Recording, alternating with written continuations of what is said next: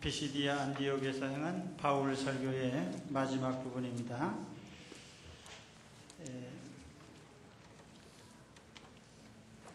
오늘 말씀 주보에 설교 전문이 다 있으니까 참작하시고, 오늘은 이제 좀 생략하고 본론만 말씀을 드리겠습니다. 예수님을 믿을 때에 우리에게 주시는 축복이 무엇인가? 오늘 두 가지를 말씀을 합니다. 이것은 아주 본질적으로 중요한 것이고 우리에게 가장 중요한 선물이기 때문에 오늘 이걸 우리는 알아야 됩니다. 또 이것은 교리적인 내용이기도 하기 때문에 깊은 내용이지만은 우리가 반드시 알아야 될 부분입니다. 우리가 예수님을 영접하고 믿을 때에 우리에게 두 가지 축복이 주어지는데, 오늘 말씀에는 첫 번째로는 죄사함을 받는 일입니다. 죄사함을 받는 일입니다. 그래서 38절에 보니까 그러므로 형제들아 너희가 알 것은 이 사람을 힘입어 죄사함을 너희에게 전하는 이것이며, 바울은 자기 자신이 전하는 메시지의 가장 중요한 결론은 예수님을 구주로 믿어서 죄사함을 받으라 하는 말씀입니다. 죄사함을 받으라. 여러분 다 하나님께 죄사함을 받으셨습니까? 네. 죄사함을 받으셨습니까? 네. 이게 가장 큰 선물입니다. 제가 임종을 앞둔 분들에게 참 부득이 질문을 드릴 수밖에 없는데, 어떤 분들은 내가 천국에 갈 수 있습니까? 없습니까? 하고 저한테 여쭤보면 제가 대답을 어떻게 해야 됩니까? 그러니까 저한테 질문하지 마시고 오늘 이 말씀을 보시면서 확실하게 내가 하나님께 죄를 용서받았구나, 그렇게 확신과 믿음을 가지시기 바랍니다. 우리가 세상 떠나기 전에, 죽기 전에 해야 될 인생의 가장 큰 일이 뭐냐면 하나님 앞에 죄 용서 받아놓는 일입니다. 할렐루야. 가장 중요한 일이에요.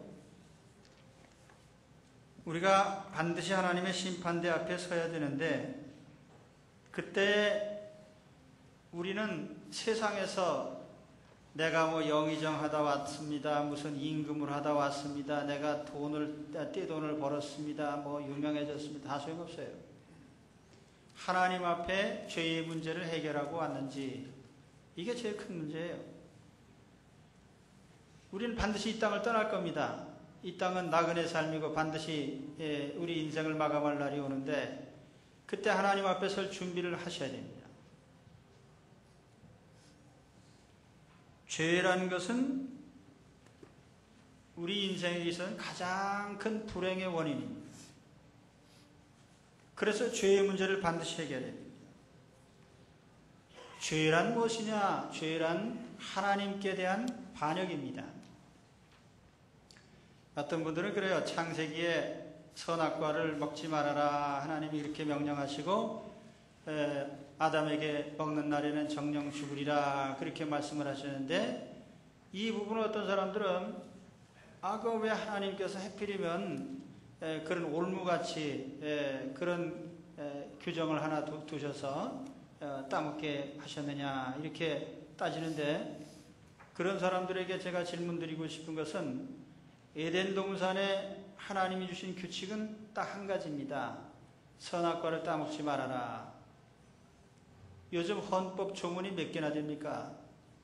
대한민국 헌법 제1조부터 시작해가지고 법조문이 많고, 거기에 형사소송법, 민사소송법, 여러 가지 법률들이 많은데, 그 많은 법에 대해서는 한마디도 시비를 걸지 않으면서, 왜? 하나님이 법 한 가지만 두신 걸 가지고 시비를 겁니까? 그 법은 존재의 법이기도 하고 생명의 법이기도 하고 축복의 법이기도 합니다. 에덴 동산의 모든 축복을 인간이 누릴 수 있는 특권을 주시면서 단 한 가지 약속을 하신 거예요. 하나님 명령에 순종을 해라. 하나님께 순종하라. 하나님께 대한 순종이 에덴의 축복을 누리는 조건입니다. 그래서 그건 하나님과의 계약입니다. 그 계약을 깨트리는 것은 하나님의 축복을 깨트리는 결과입니다. 하나님은 이 약속을 하시면서 그 약속의 증표로서, 표상으로 동산 중앙에 과일을 매달아 놓으신 것 뿐이에요. 그것은 한 개의 과일이 아니고 하나님과 아담 사이의 계약의 상징입니다. 그래서 그것을 깨뜨렸을 때에는 그 과일 하나를 따먹은 죄가 아니고 하나님께 대한 반역의 죄입니다. 그래서 성경에는 하나님과의 관계에서 나오는 모든 죄는 다 사형입니다. 거기에 뭐 여러 가지 처벌 규정이 없어요. 다 사형이에요. 우상숭배의 죄, 또는 하나님 앞에 다른 신을 섬기는 죄, 미신을 섬기는 것, 무신론, 다 하나님 앞에 사형죄입니다.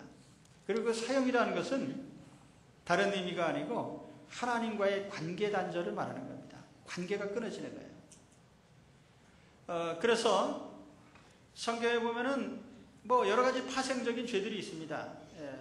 살인죄도 있고 간음죄도 있고 도적질하는 것도 있고 사기치는 것도 있고 거짓말도 있고 탐욕도 있고, 그런데 이러한 죄들은 다 2차적인 겁니다. 로마서 1장에 보면은 마음에 하나님 두기를 싫어함에 모든 죄가 나타나는 것을 말씀을 합니다.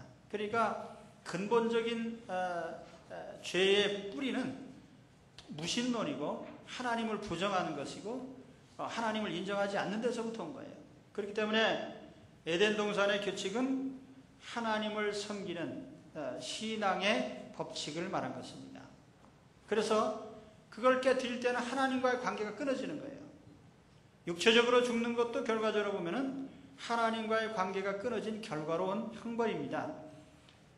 그래서 이 세상 사람들은 육체적으로 살아있지만 영적으로는 죽어 있어요. 왜냐하면 하나님과 끊어져 있기 때문에.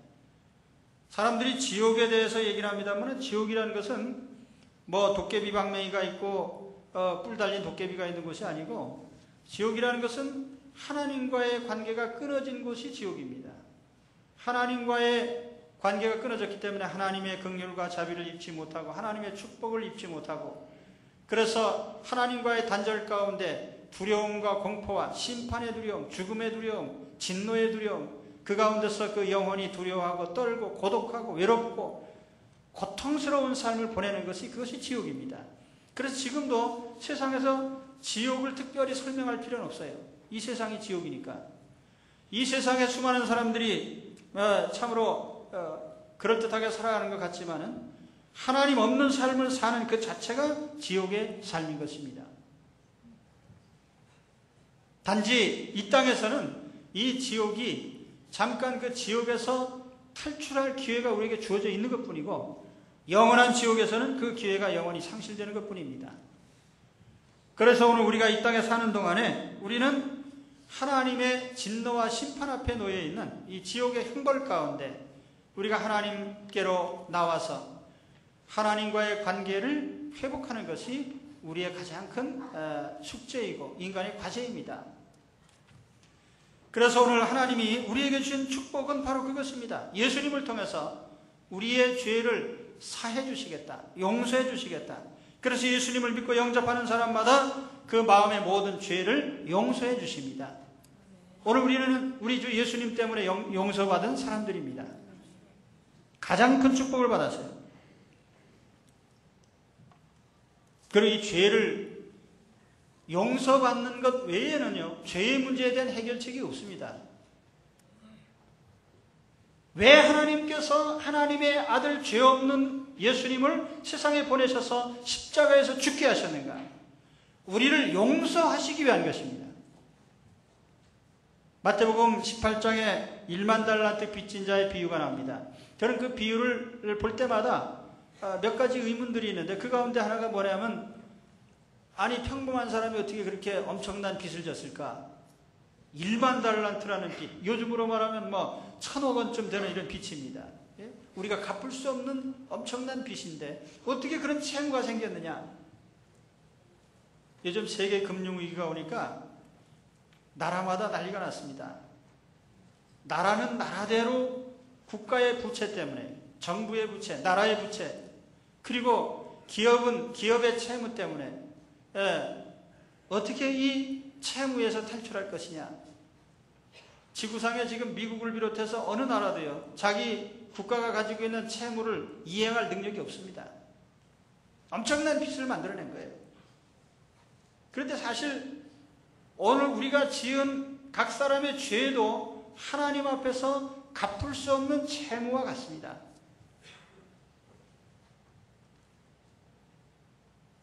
갚을 수 없으니까 방법은 뭐냐면 탕감해 주는 수밖에 없는 거예요. 이게 용서의 원리입니다. 여러분, 우리가 일생 동안 지은 죄에 대해서 감히 갚을 생각을 갖는다면 그건 하나님 앞에 반역죄보다 더한 하나님 모독죄입니다.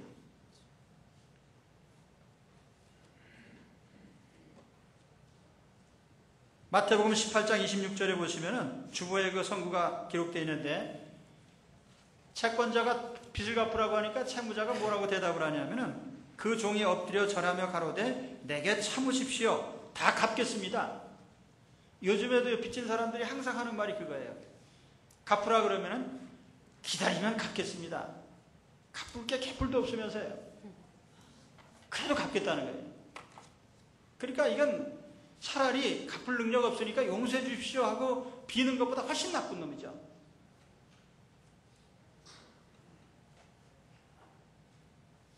우리가 하나님께 지은 죄를 어떻게 갚습니까? 그런 교만이 어디 있어요? 우리가 가끔 텔레비 보면은 오체투지하는 사람들이 나오는데, 그 오체투지로 해서 뭐 100kg, 200kg 가가지고 온몸이 다 상하고, 그렇게 되면 사람들이 심리적으로 내 죄가 조금은 좀 갚아졌나 보다. 그게 죄 갚는 길입니까? 어떤 사람들은 한두 차례 또 불우한 사람들 도와주고 나서 내가 그래도 죄값을 갚았다. 그건 죄값을 갚는 행위가 아니에요. 당연한 것이죠. 인간으로 태어난 자는 당연히 그런 일을 해야 되는 겁니다. 안 하는 게 죄죠. 당연한 것은 착한 일로 생각하고, 그 일을 안 한 것을 죄로 여기지 않는, 죄는 하나님께 대한 반역입니다. 하나님의 명령을 거역한 것이고 하나님의 명예를 훼손한 것입니다. 거룩을 훼손한 것입니다.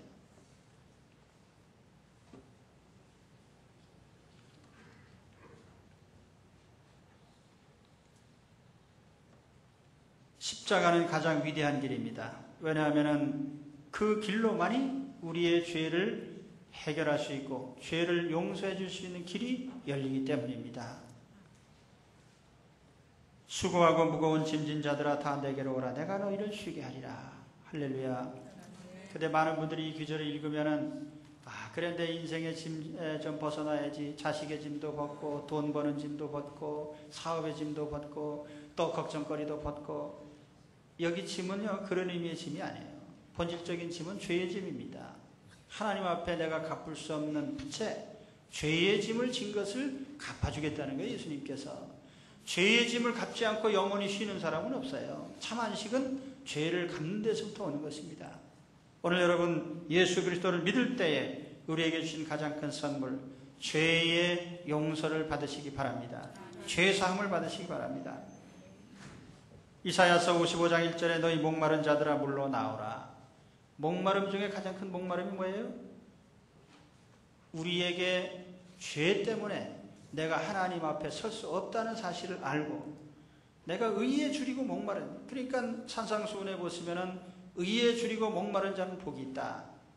우리 인생의 목마름이요 돈의 갈증도 아니고요 사랑의 갈증도 아니에요. 가장 중요한 것은 하나님 앞에 내가 의로움이 없다고 하는 의에 대한 갈증인 것입니다. 이것을 아는 사람은 우리 예수님으로 말미암아 진정한 의를 얻기 때문에 그 사람은 영혼의 만족함, 갈급함을 해소하는 겁니다. 이 죄 용서의 축복을 받으시기 바랍니다.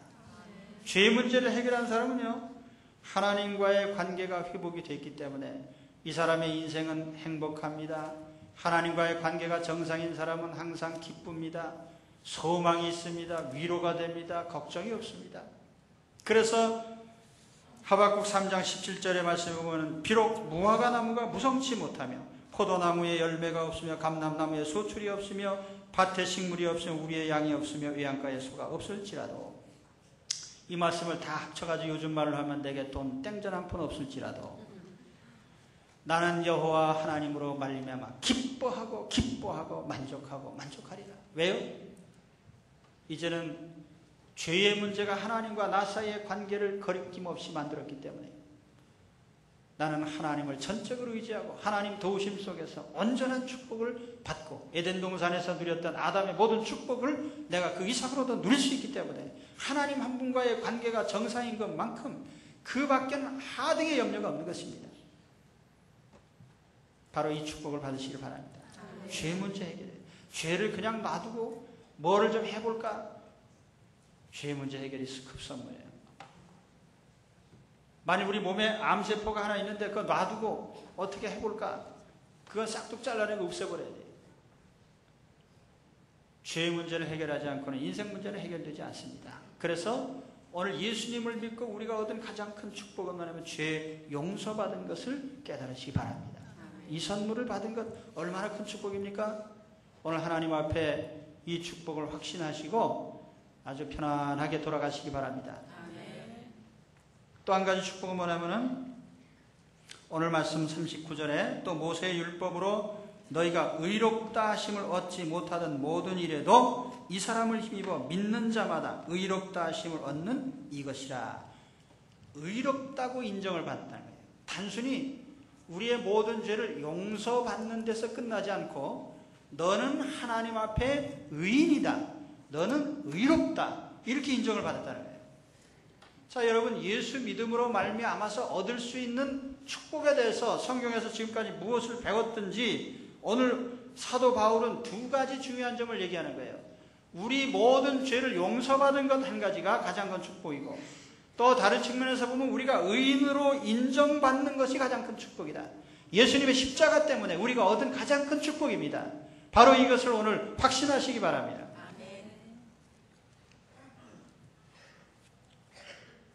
의롭다라고 하나님께 인정받는 것을 우리가 교리적으로는 칭의라고 합니다. 칭의. 한문 글자이기 때문에 어려워요. 영어로 표현하면 justification, 정당하다, 합당하다, 이렇게 인정을 받는 거예요. 하나님 앞에 너는 의인이다, 너는 정당한 사람이다, 너는 옳은 사람이다, 너는 잘못이 없는 사람이다. 하나님께서 우리의 의를 인정해 주시는 겁니다. 근데 인간으로 태어난 자 중에 하나님 앞에 의인이다 라고 인정받을 수 있는 사람은 원천적으로 없습니다. 의인은 없나니 하나도 없으며 이 세상에 하나님께 의인으로 인정받을 사람 아무도 없어요. 국회 청문회 열면은 밤낮 흠 잡는 것만 해가지고 그 사람의 무슨 업무 능력은 평가하지 않고 밤낮 국회의원들 그 청문회 대상자 앞에 놓고 과거에 뭐 땅 투기하지 않았냐, 뭐 자식을 뭐 위장 전입시켰냐, 맨 이따위 소리만 하는데 사실은 제일 중요한 게 뭐냐면은 우리 인생에는요 모든 사람은 다 허물이 있고 죄가 있어서 들춰내면 죄 없는 사람이 하나도 없는 겁니다. 본질적으로 보면 그거보다 더 나쁜 죄들이 너무너무 많은 것이 우리 인생이에요. 자, 그런데 예수 믿는다는 거 하나 때문에 하나님이 우리를 완벽한 의인으로 인정해 주셨습니다. 얼마나 큰 축복인지 모릅니다. 사실 이 세상에도요 가장 당당한 사람이 누구냐면 죄 없는 사람일 뿐 아니라 의인으로 인정받은 사람이 가장 당당한 사람이에요.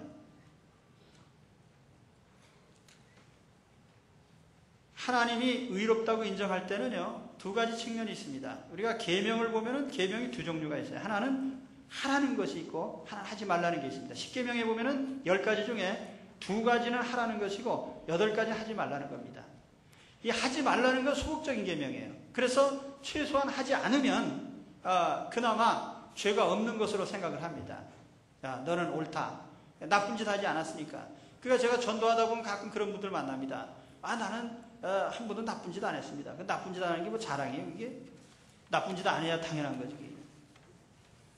그래서 살인하지 않고 간음하지 않고 도둑질하지 않고 탐내지 않고 거짓말하지 않고, 그래서 성경에 하지 마라 한 것은 하지 말아야 되니까 최소한의 법이에요. 여러분 하나님 하지 말라고 하지 마시기 바랍니다. 근데 하지 말라고 한다고 안 하나요? 다 하지. 그래서 예수님께서도 그 산상수훈에 보면은 우리가 계명 다 지켰습니다 그러니까 그 정말 지켰냐? 가령 예를 들어서 네가 간음죄를 안 저질렀냐? 예, 안 했습니다. 아 그래? 그러면 네가 여자를 보고 음란한 마음을 품지 않았느냐? 요즘에 상업 광고 만들고 선전하고 하는 거 보면은요, 다 벗은 여자들 그냥 그림 그려놓고 사진 찍어놓고 맨 요즘 어린애들 춤추는 거 연예인들 하는 동작을 보면 전부가 다 요상해요. 그리고 그것이 마치 당연한 것처럼 이렇게 하는데, 그게 다 뭐냐면은 마음의 음란죄를 조장하는 겁니다. 그런데 거기에 걸려들지 않은 사람이 있어요? 또 살인하지 말라. 예수님께서 내 형제를 미워하는 자는 살인하는 자다. 칼로 찔른 것만 살인이 아니고요. 여기 위반하지 않은 사람이 있습니까? 어쨌든 간에 하나님께서는 하지 말라는 이 소극적인 계명들을 하지 않은 것을 의인으로 인정을 합니다. 아, 너는 지켰구나. 그런데 적극적인 계명은 또 다른 측면이 있습니다. 가령 예를 들어서 내 부모를 공경하라, 안식일을 구별하여 거룩히 지켜라. 이게 적극적인 계명인데, 이걸 또 큰 범주에서 보면은 내 하나님 여호와를 사랑해라, 혹은 이웃을 내 몸처럼 사랑해라. 여기 한계가 있어요? 범주가 있습니까? 무제한입니다.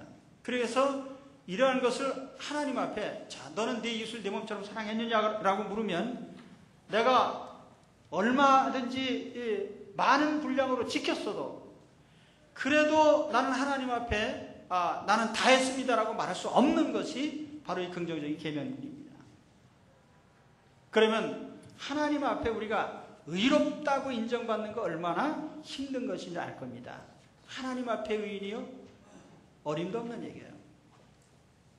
우리가 하나님의 계명 10가지인데 9가지 지키고 1가지 위반하면 죄인입니다. 여러분 지금 저 구치소에 있는 사람들이 항상 나쁜 짓만 해가지고 구치소에 간 겁니까? 아닙니다. 그래도 10번 잘하다가 한 번 위반하면 맨날 남 찔러 죽이는 놈, 그건 사람도 아니죠.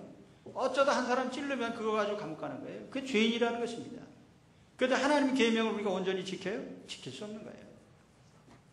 자, 의롭다함이 얼마나 중요한 것인지 아시기 바랍니다. 하나님께 의롭다고 인정받는 거예요. 아무도 인정받을 수 없어요. 그런데 한 가지, 우리 하나님께 용서를 받았을 때에 우리가 저지른 죄들을 없는 것으로 여겨주시고, 그게 용서입니다. 그 다음에 또 한 가지는 우리가 해야 될 모든 계명들, 당연히 내가 하지 말아야 될 걸 하지 말고 해야 될 것을 해야 되는데 우리는 온전히 지키지 못했어요. 그래도 예수님을 믿는 것 때문에 내가 이웃을 내 몸처럼 사랑했느냐? 나는 못했는데 예수님 대신 해주셨습니다. 그걸 가지고 내가 인정을 받는 거예요. 이것을 복잡한 아주 힘든 교리적인 용어로 표현하면 의의 전가라고 말하는 겁니다. 의의 전가. 또 의의 전가의 반대말이 뭐냐면 죄의 전가입니다. 그 로마서에 보면은 한 사람 아담으로 말미암아 모든 죄가 인류 속에 들어왔는데 한 사람 예수 그리스도로 말미암아 그 죄를 깨끗하게 청산하는 하나님의 의가 우리에게 주어진 겁니다. 그래서 이것을 우리가 하나님 의 이렇게 표현합니다. 하나님의 의. 자, 인간의 의와 구별되는 용어입니다. 그래서 주보에 여러분 그 성구가 있으니까 보세요. 우리는 인간이 만들어낸 인간의 의를 얻은 자가 아니고 예수님으로 말미암아 우리에게 전가된 예수님의 의를 입은 사람들입니다. 우리가 예수님을 믿을 때 죄를 용서받은 것뿐 아니라 예수님의 의로움이 우리에게 전해져서 우리가 완전한 하나님의 의인으로 인정을 받게 된 것입니다. 힘듭니까? 예, 아주 중요한 우리의 믿음의 핵심적인 부분이에요. 이것을 잘 모르기 때문에 예수 믿는 사람들 가운데도요, 나는 참 죄가 많은 사람인데, 그래서 어떤 분들 보면 그래요. 당신 예수님 안에서 용서받지 않았냐? 용서받았습니다. 언제까지를 용서받았냐? 세례받기 전까지요. 그럼 그 이후에 저는 어떻게 합니까? 그때 가서 또 봐야죠. 그렇습니까?